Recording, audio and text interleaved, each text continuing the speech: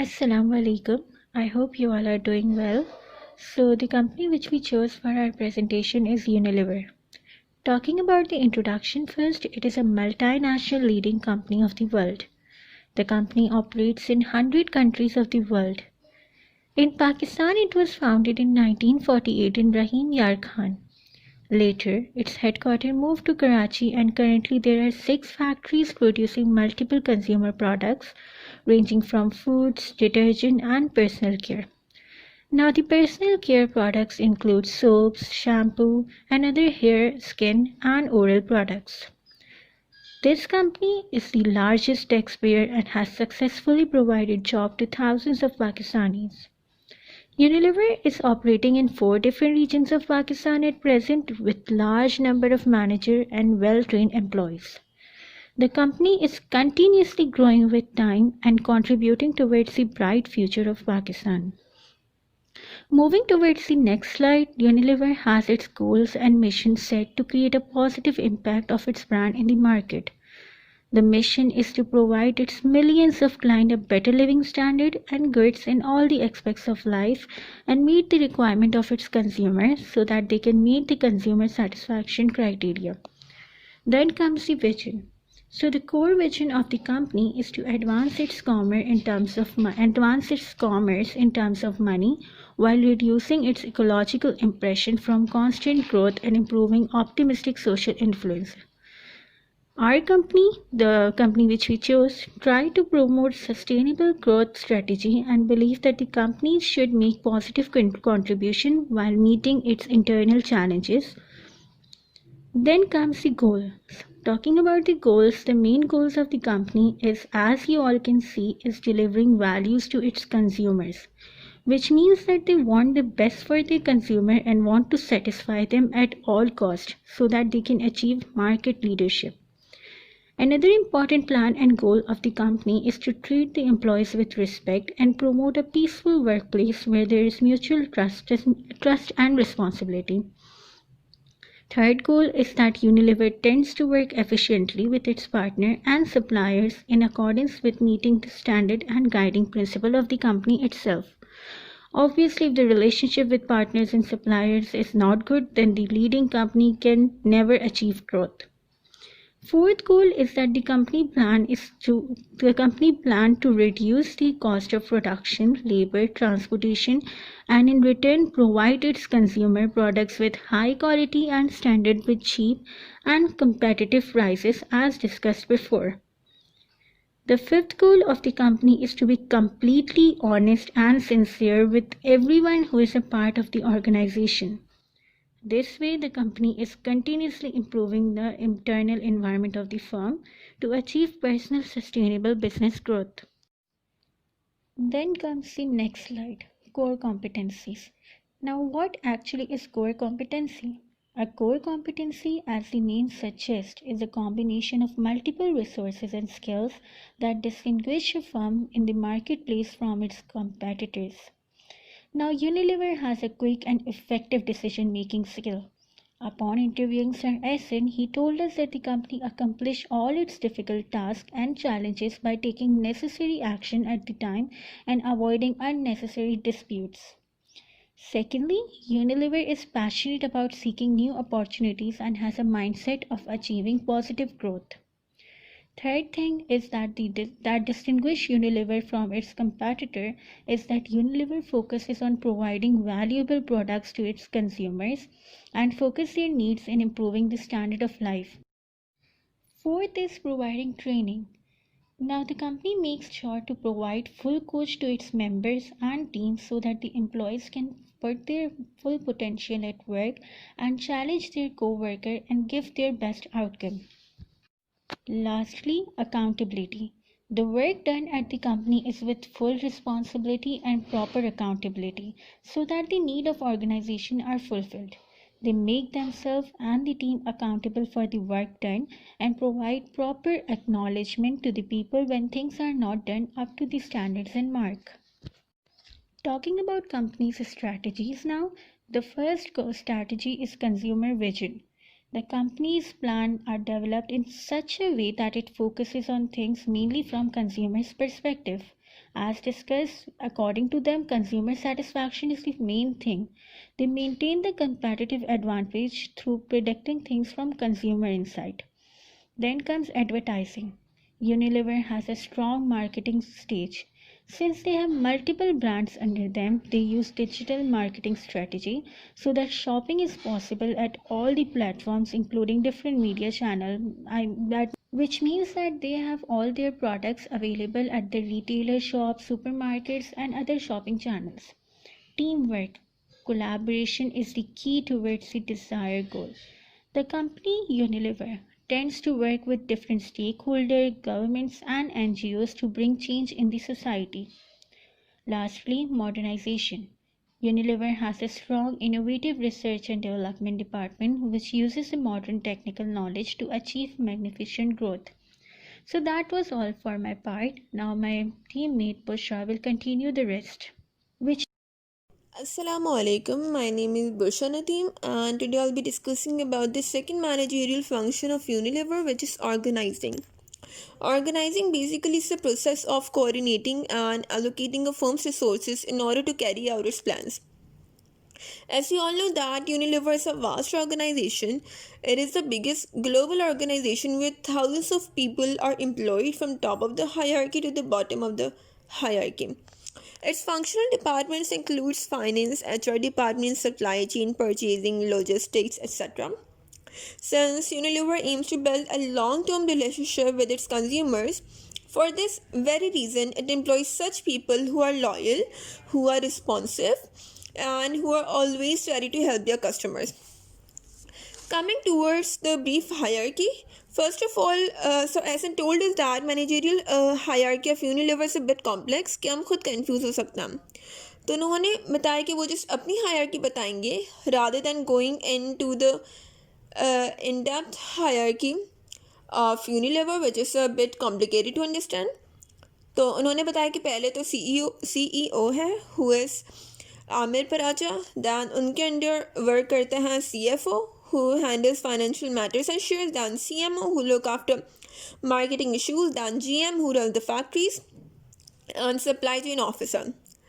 He further told us that sales director who is abrar, उनके under work करता है 7 geography sales manager GSM. Pakistan is divided into 7 geography: Karachi, Multan, Faisalabad, Hyderabad, Lahore, Peshawar and Islamabad. Then geography managers के under work करते हैं 6 area managers under Altamash Khan. Then उनके under work करते हैं 45 territory managers, since Asan Bhai himself is a territory manager who works under Altamash Khan. Then territory managers के under supervisors of different towns, and then co-workers and employees. Coming towards the departments of Unilever, so basically there are 6 departments which includes HR, marketing, supply chain, finance, market and research, and sales. Human resource department. Talking about HR department, it is one of the center division of this renowned organization and plays a crucial role in planning business techniques. Its main task includes training, hiring, and developing employees.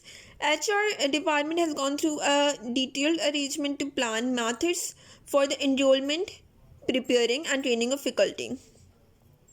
Unilever's efforts on these strategies are selection and recruitment, and development and training. Selection and recruitment is basically a process of choosing and delegating appropriate employees. And development and training includes improving the abilities, capacities, and aptitudes of candidates. Unilever conducts 2 sorts of training: external training, which is given through mentors and training institution, and internal training, which is organized just for the employees working with Unilever to improve their abilities and make them more capable and expert. Finance department. Finance department of Unilever works incredibly effective and guarantees that organization can deal with its cost and can generate extensive benefits and profits. Finance department look over tax collection, depository and protection and danger of financial relation. Now the marketing and advertising department. Unilever believes that marketing and advertising enable its consumers to know about the advantages regarding the items and services. It tends to market its products through a variety of brand communication or brand advertising channels. Now coming towards the sales department works to make clients satisfied with their services and their trust towards the organization. It is designed to guarantee that all the clients are effectively addressed by their requirements and necessities. And supply chain department, this department plays an important role in guiding the goods to consumers so that consumers are happy and satisfied.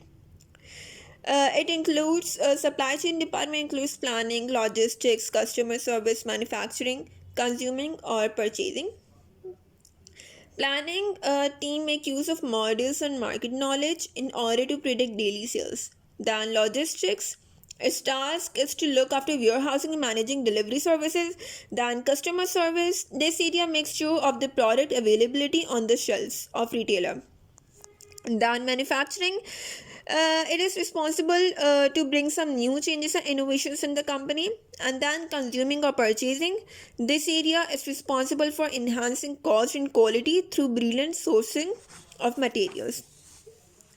Coming towards the culture and type of environment, Unilever has a very special and distinctive kind of culture that makes sure that all the employees are treated equally and their motivation is up to the mark. Unilever is focused on expanding its workplace with respect and mutual interest are held, and all the employees are answerable for the organization's performance and reputation. It has an employee-oriented environment, and employees are viewed as the most valuable and important asset. Structural designs and elements of Unilever includes work specialization, departmentalization, centralization, chain of command, and span of control and formalization. Work specialization. Unilever has a proficient labor force in every department and allocates assignments according to its employees' skill and ability. Then departmentalization. Unilever has divided its departments by function. The organization has 5 main divisions, which includes product departmentalization, functional departmentalization, process departmentalization, and geographic and customer departmentalization. Then centralization. Since we all know that Unilever is the largest global organization, so important decisions are only taken by upper level managers and not the lower level managers. Then chain of command, as I've already discussed, they follow a proper chain of command, and every worker is answerable for a given assignment and is liable for completing that task within a predefined time. Upon interviewing Mr. Essen, he told us that system of reporting is clear. Who reports to whom? Every worker is answerable only to her manager or supervisors. Like I told you before, कि sales director answerable है. Sales director के under 7 geography sales manager काम करते हैं, यानी कि geography sales manager answerable है Abrar, mister Abrar who is a sales director. Then geography sales manager के अंडर अल्तमश खान काम करता है. दैन उनके अंडर टेरिटरी मैनेजर काम करते हैं, यानी मिस्टर एसन. सो मिस्टर एसन किसको आंसरेबल है? Altamash Khan who is a area manager. Then coming towards the span of control, Unilever has a narrow span of control, but it is moving towards a wider span of control by diminishing the lower layer. Then formalization. There is a high formalization in Unilever. The principles and guidelines are uniform and applied to everybody. Thank you. Assalamu alaikum. My name is Hira and I'll be talking about leading. What is leading? Leading is another of the basic function within the management process. Leading is the use of influence to motivate employers to achieve the organizational goals. Or leading involves the social and informal sources of influence that you use to inspire action taken by others. If managers are effective leaders, their subordinates will be enthusiastic about exerting effort to attain the organizational objectives. And Unilever follows a democratic style of leadership. Democratic leadership is a type of leadership style in which members of the group take more participative role in the decision making process. Group members are encouraged to share ideas and opinion even though the leader retains the final say over decisions. Unilever is a very diverse. Unilever follows a very diversified leadership. Diversity in Unilever is about creating possibilities, embracing differences, and growing together. The company believes in diversified environment as well and has employed both genders, males and females, and they respect both of them. The company does not encourage gender, nationality, race, creed, disability, style, or sexuality discrimination.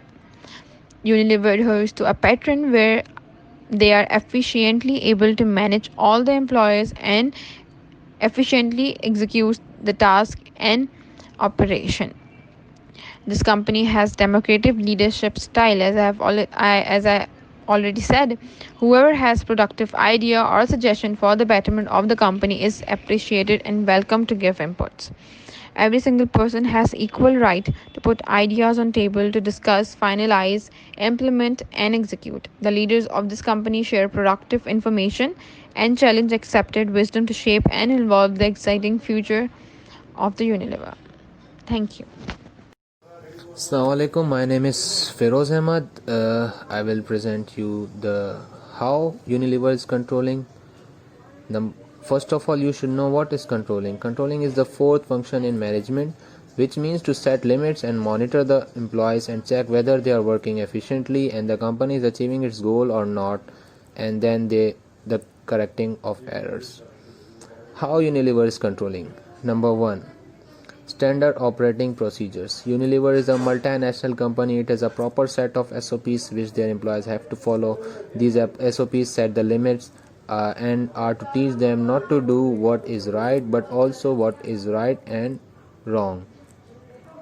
Employees have their attendance policy, recruitment policy, employee vacation policy, compensation policy, performance appraisal policy, training and development policies, and many other. Employees have to safeguard the information of the company which they have been trusted for. Employees have to respect each other. The SOPs are just not for the Unilever's protection but also the whole world. The product Number 2, product safety and quality check. Unilever is really cautious about the safety and trust of their customers. They have mandatory policies to monitor and ensure the safety of their customers. Unilever have SAC department which works to assess the sustainability and environment of their products. Performance measures.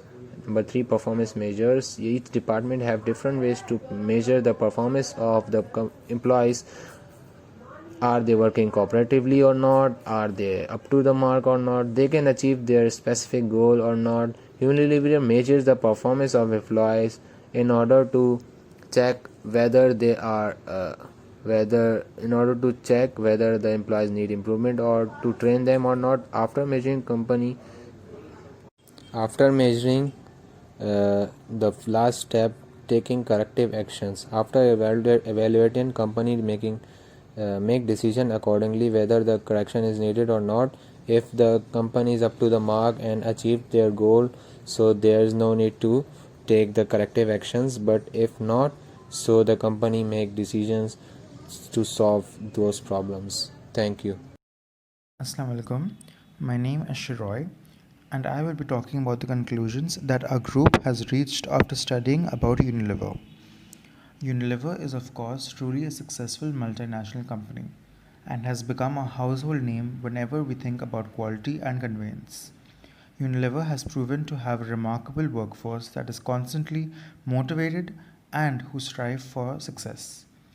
Despite a tough market competition, Unilever made its way and is now recognized as the number one corporate sustainability leader for the 10th year in a row.